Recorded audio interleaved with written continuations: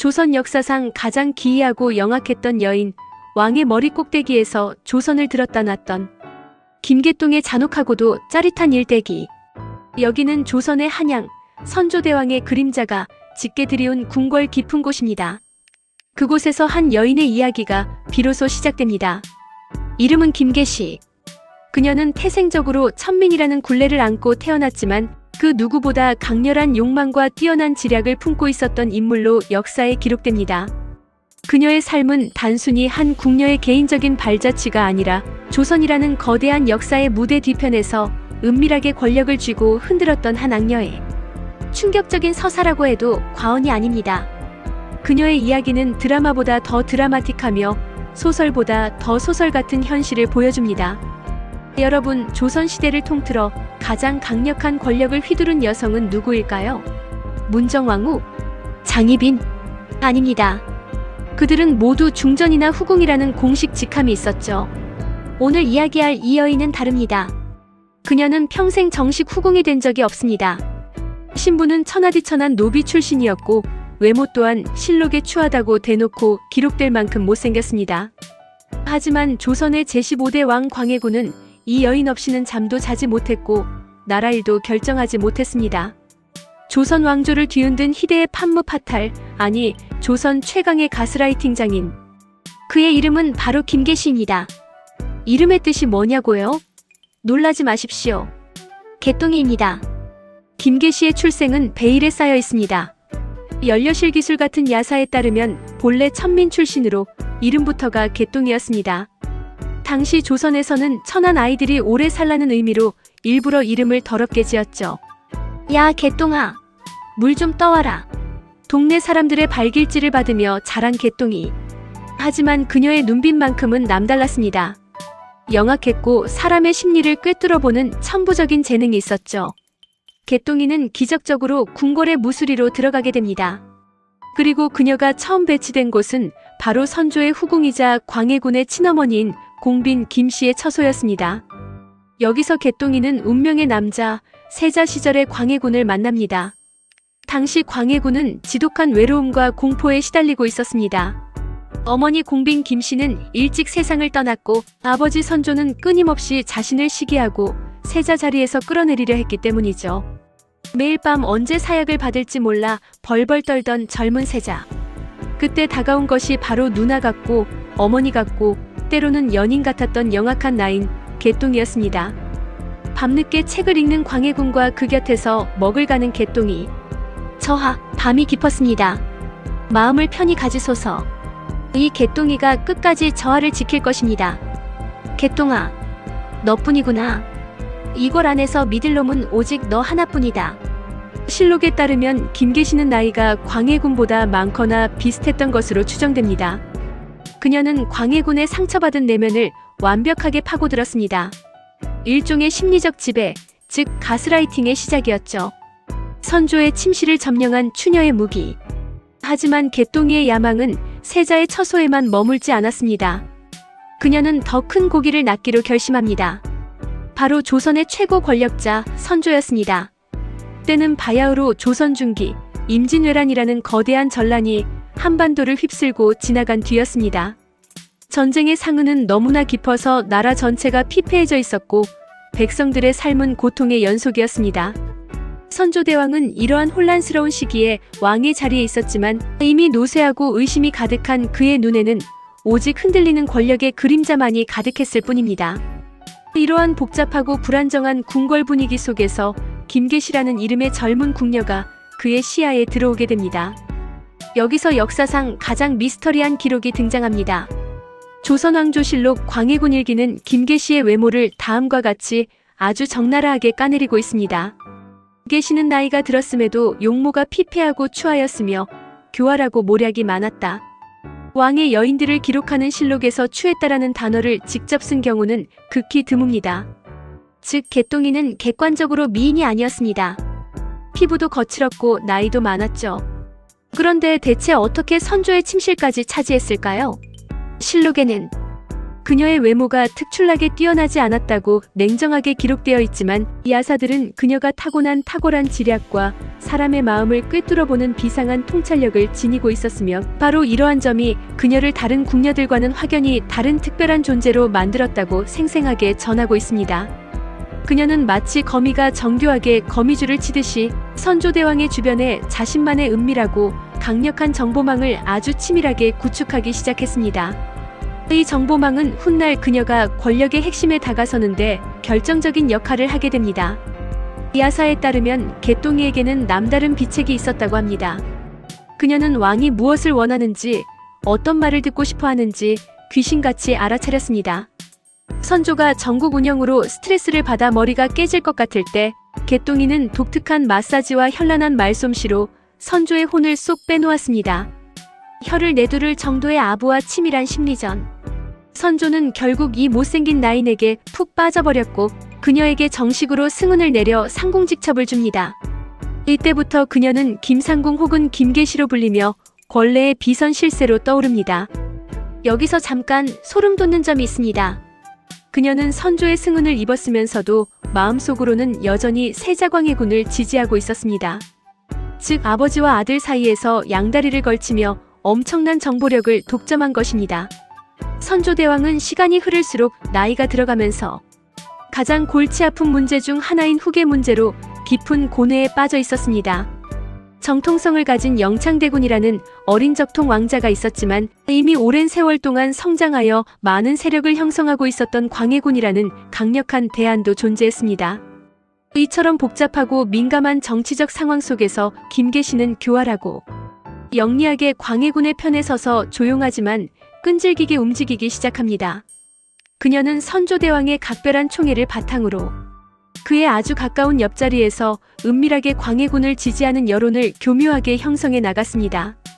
야사에서는 그녀가 선조의 마음을 아주 능숙하게 흔들어서 결국 광해군이 후계자로 낙점되도록 하는데 결정적인 그리고 치명적인 역할을 했다고 상세히 전하고 있습니다.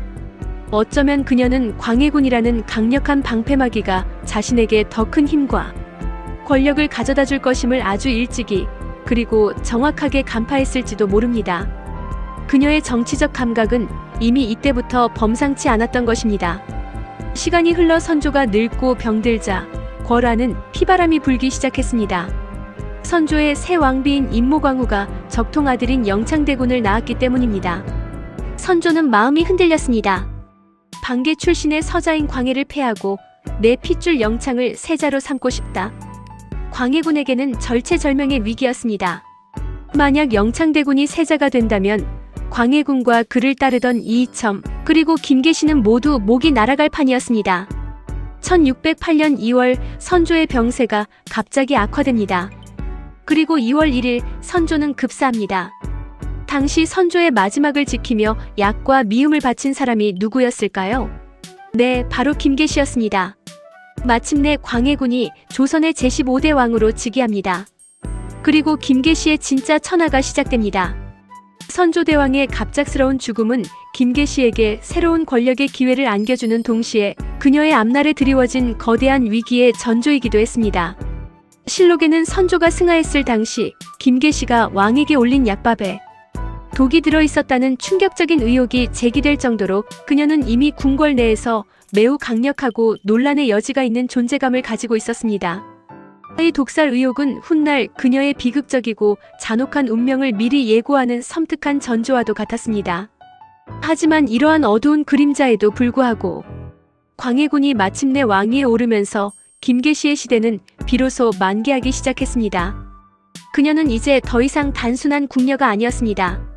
그녀는 광해군의 절대적인 총애를 등에 업고 궁궐 안팎의 모든 권력을 주무르는 막후 실세이자 조선의 역사를 좌지우지하는 숨겨진 손이 되었습니다. 광해군이 왕위에 오르자 김계시는 후궁이 되기를 거부하고 그대로 제조상궁의 자리에 앉습니다. 왜 그랬을까요? 후궁이 되면 내명부의 규율에 갇혀 궐 밖의 사람들을 만나거나 정치에 직접 관여하기 어려웠기 때문입니다. 그녀는 왕의 침소와 정치를 모두 주무를 수 있는 상궁의 지위가 훨씬 유리하다는 것을 알았습니다. 정말 영악하기 짝이 없는 선택이었습니다. 광해군 시대에 접어들면서 김계시는 단순히 상궁의 직위를 뛰어넘어 그야말로 비선실세의 정점에 확고히 자리매김했습니다.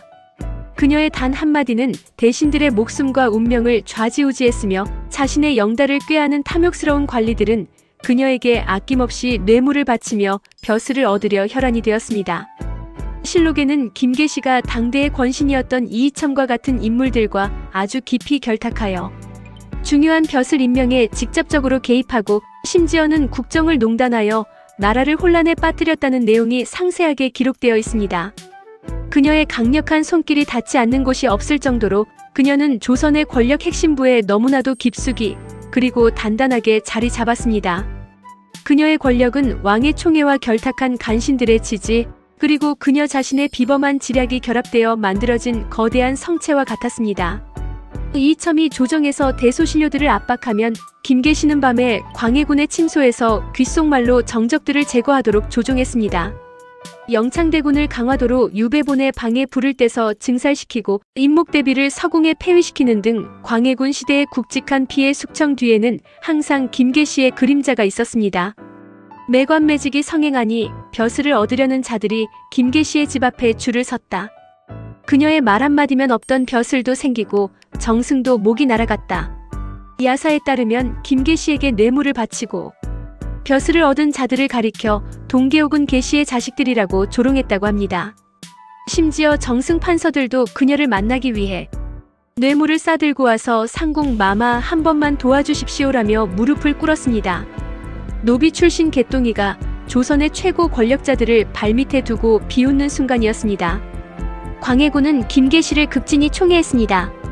비록 광해군 일기에는 그녀의 외모가 흉악하고 간사하며 계략이 많았다고 다소 냉정한 시선으로 기록되어 있지만 광해군은 아마도 그런 그녀의 비범한 지략과 뛰어난 정치적 감각을 누구보다 높이 평가하고 의지했을 것입니다.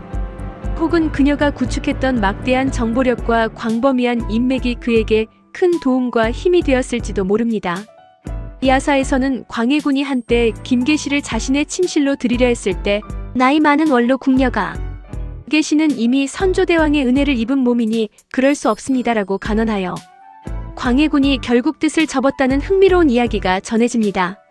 이 이야기는 김계시가 얼마나 능수능란하게 광해군의 마음을 사로잡았으며 동시에 그녀의 복잡한 과거와 현재 사이에서 아슬아슬한 줄타기를 하고 있었는지를 극명하게 보여주는 단면이라고 할 수 있습니다. 그녀의 삶은 끊임없는 위험과 기회 속에서 펼쳐지는 줄타기 고개와도 같았습니다. 하지만 권력의 정점에서 펼쳐진 김계시의 탐욕은 끝이 없었습니다. 야사에 따르면 그녀는 자신의 양자를 이용하여 무고한 백성들을 무자비하게 수탈하고 심지어는 음란한 행위를 서슴지 않았다고 합니다. 그녀의 무소불위의 권세는 마치 자신의 주변 모든 것을 집어삼키는 거대한 암세포처럼 조선 사회의 곳곳으로 빠르게 퍼져나갔고 그로 인해 백성들의 고통은 날이 갈수록 더욱 심해졌습니다. 그녀는 자신의 개인적인 이득을 위해서라면 어떠한 수단과 방법도 가리지 않았고 그녀의 손에 의해 수많은 사람이 울고 웃으며 비극적인 운명을 맞이했습니다. 그녀의 이름 앞에는 늘 악녀, 요부, 간신이라는 오명과 같은 수식어가 그림자처럼 따라붙었습니다. 그녀는 조선시대의 대표적인 3대 요부 중 한 명으로 꼽힐 정도로 그녀의 악명은 온 나라에 자자했으며 사람들의 입에 오르내렸습니다. 그러나 권력의 정점은 언제나 위태롭기 마련입니다. 광해군이 김계시와 같은 비선실세에 지나치게 의존하고 폐모살제, 어머니인 임목대비를 폐위하고 영창대군을 살해한 사건과 같은 윤리적으로 용납하기 어려운 무리한 정책들을 강행하면서 민심은 점점 왕에게서 멀어져 이반되기 시작했습니다. 사회 전반에 걸쳐 불만이 고조되고 왕실의 권위는 땅에 떨어졌습니다. 이때 서인 세력은 광해군의 이러한 실정을 강력하게 비판하며 은밀하게 역모를 꾀하기 시작했고 그 역모의 핵심적인 빌미 중 하나가 바로 김계시의 존재였습니다. 그녀는 광해군 실정의 상징이자 비판의 중심 대상이었습니다. 백성들은 그녀를 왕의 눈과 귀를 가리고 나라를 어지럽히는 간신으로 여기며 증오했습니다. 그녀의 존재 자체가 광해군 정권의 몰락을 가속화하는 중요한 요인이 되었습니다. 권불 10년이라 했습니다. 광해군의 폭정과 무리한 대궐 공사, 그리고 폐모살제로 인해 민심은 극도로 악화되었고 서인 세력을 중심으로 반역의 움직임이 일기 시작했습니다. 바로 인조 반정의 서막이었습니다. 그런데 여기서 놀라운 사실이 있습니다. 희대의 천재 모사꾼이었던 김계시가 반정의 움직임을 정말 몰랐을까요? 아닙니다. 그녀는 눈치가 백단이었습니다. 반정 세력의 우두머리였던 이기와 김자점이 자신들을 감시하는 김계시에게 접근해 엄청난 양의 뇌물을 먹였습니다. 김계시는 돈에 눈이 멀었고 동시에 판세를 읽었습니다. 광해군의 시대는 끝났다. 그렇다면 다음 왕에게 줄을 서야 한다. 그녀는 반정 세력의 뇌물을 받고 광해군에게 올라오는 정보들을 중간에서 차단하기 시작합니다. 전하, 이귀 등이 군사를 모으는 것은 군사훈련일 뿐이니 심려치 마옵소서. 영모라고 상소하는 자들은 조정을 이간질하려는 무리입니다.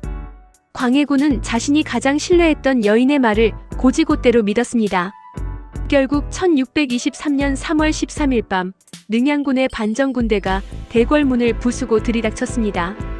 1623년 모든 것을 뒤흔드는 인조 반정이 일어났습니다. 서인 세력은 광해군을 폐위시키고 인조를 새로운 왕으로 옹립했습니다. 반정 세력은 광해군의 모든 실정과 그 주변의 부패한 인물들을 철저히 숙청했습니다. 그리고 그 숙청의 날카로운 칼날은 가장 먼저 김계시를 향했습니다. 그녀는 지난 세월 동안 누렸던 모든 권력과 부귀영화를 한순간에 뒤로한 채 인조 반정의 피비린내 나는 폭풍 속에서 무참히 처형당했습니다. 조선을 소나기에 쥐고 흔들었던 김계시의 최후는 어땠을까요? 그녀는 새로운 세상에서도 자신이 살아남을 수 있을 거라 믿었습니다. 반정 세력을 도와준 공이 있다고 생각했으니까요. 하지만 반정 세력에게 그녀는 그저 이용 가치가 떨어진 더러운 악녀일 뿐이었습니다. 반정 당일 김계시는 한성부 근처에서 도망치다 반정 군대에게 체포됩니다. 그리고 인조의 명에 의해 즉시 의금부로 압송되어 참수형에 처해집니다. 그녀가 목이 잘리기 직전 마지막으로 남긴 말은 전해지지 않습니다. 하지만 화려했던 대궐의 밤, 왕의 귀에 대고 속삭이던 그 짜릿한 권력의 맛을 떠올리며 후회하지 않았을까요? 김계시의 삶은 권력이라는 것이 지닌 양면성을 너무나도 극명하게 보여주는 하나의 역사적 사례입니다. 그녀는 미천한 신분에도 불구하고 뛰어난 지략과 놀라운 정치적 감각으로 최고 권력자의 절대적인 총애를 얻어냈습니다. 이것은 그녀의 비범함을 증명하는 동시에 그녀의 내면에 잠재되어 있던 욕망이 얼마나 거대하고 강력했는지를 여실히 보여줍니다. 그녀는 단순히 아름다운 외모로 왕의 마음을 사로잡은 것이 아닙니다. 그녀는 날카로운 정보력과 탁월한 통찰력을 바탕으로 권력의 핵심에서 자신의 확고한 입지를 다졌습니다. 그녀의 존재는 당시 조선 사회에 견고했던 권력 구조에 심각한 균열을 일으켰고 신분 질서가 확고했던 시대에 파격적이고 충격적인 변화를 가져왔습니다. 그녀는 기존의 질서를 흔들고 새로운 권력 구도를 만들어낸 인물이었습니다. 조선왕조실록은 김계시를 나라를 망친 요물이자 희대의 악녀로 기록했습니다. 천민의 신분으로 태어나 왕의 심리를 지배하고 정승들을 무릎 꿇렸던 여인. 비록 그 끝은 참혹한 처형이었지만 그녀가 보여준 치밀한 두뇌 싸움과 권력에 대한 집착은 조선 역사상 그 누구보다도 강렬했습니다. 김계시는 오늘날에도 비선실세라는 단어를 떠올리게 하는 대표적인 인물입니다. 공식적인 직책 없이 막후에서 국정을 농단하고 자신의 사리사욕을 채웠던 그녀의 모습은 시대와 장소를 초월하여 권력의 그림자가 드리운 곳에서 언제나 나타나는 보편적인 현상과도 같습니다. 그녀는 단순히 악녀로만 평가될 수 없는 복합적인 인물입니다. 그녀는 동시에 그 시대의 한계와 권력의 본질, 그리고 인간의 욕망이라는 심오한 주제를 보여주는 거울이기도 합니다. 과연 그녀는 처음부터 타고난 악인이었던 걸까요? 아니면 권력이라는 거대한 괴물이 그녀를 그렇게 만든 것일까요? 이는 오늘날에도 끊임없이 논의되고 성찰해야 할 질문입니다. 그녀의 이야기는 수백 년이라는 시간이 흐른 지금도 우리에게 많은 질문을 던지고 있습니다. 권력이란 과연 무엇이며 그 권력은 한 인간의 영혼과 삶을 어떻게 변화시키고 때로는 어떻게 파괴하는가? 또한 한 사회는 어떤 모습일 때 김계시와 같은 비선실세가 활개 칠 수 있는 취약점을 가지게 되는가? 김계시의 파란만장하고 격정적인 삶은 단순한 과거의 역사 속 이야기가 아닙니다. 그것은 권력과 인간 본성에 대한 깊은 통찰을 제공하는 흥미롭고 교훈적인 드라마입니다. 그녀는 조선의 역사 속에 지울 수 없는 굵직한 한 획을 그었으며 영원히 잊히지 않는 논쟁적인 이름으로 강렬하게 남아있습니다. 우리는 그녀의 이야기를 통해 권력의 위험성과 인간의 욕망, 그리고 역사가 우리에게 주는 교훈을 되새기게 됩니다. 그녀는 악녀였지만 동시에 그 시대를 가장 드라마틱하게 보여주는 인물 중 하나였습니다. 김계 씨의 이야기. 여러분은 어떻게 보셨나요? 재미있으셨다면 구독과 좋아요, 알림 설정까지 부탁드립니다. 다음에도 더 흥미진진한 조선 야사로 찾아오겠습니다.